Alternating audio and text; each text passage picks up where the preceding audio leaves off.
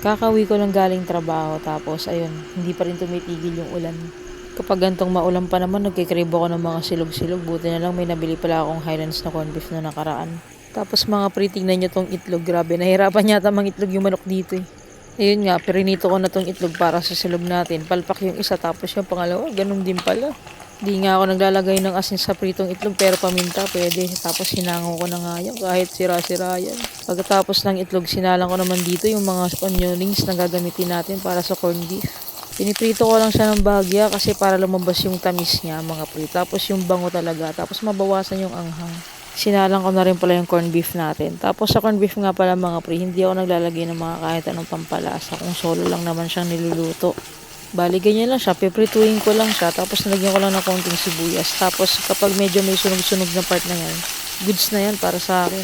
Ewan ko, para sa akin kasi mas malasa yung corned beef kapag ganyan. Sa panagprituan ng corned beef, sinalang ko na nga yung ating bawang dito. Tapos nilagay ko na rin yung kanin na medyo may mga tutong-tutong pa. Siyempre, sinangag eh. Pansin ko may mga times na parang may kaboses akong vlogger na nagbo-voice over eh, galing Pampanga. Hindi ko alam, siguro kasi Kapampangan din ako, no?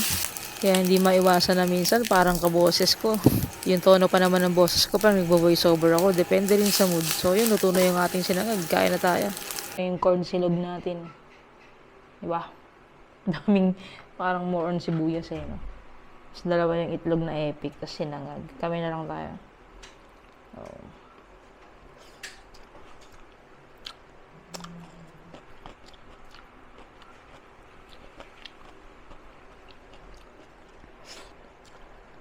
Hmm.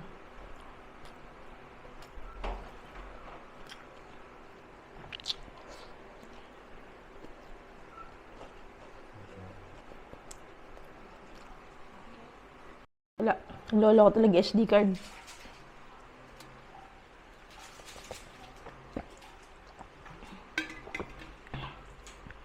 Kaya kung meron mga cut, kasalanan ng SD card hindi ako.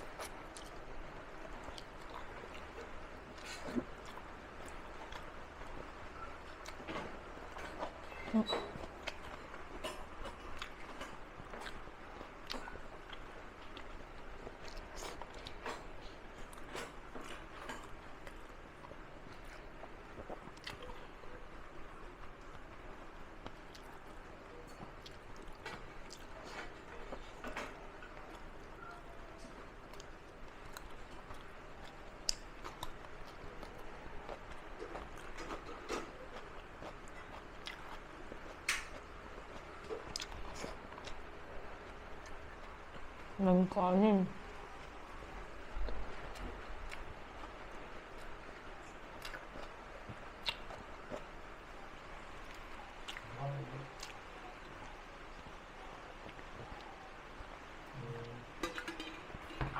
Trip na trip ko talaga tong corned beef na to. Hindi kasi maalat.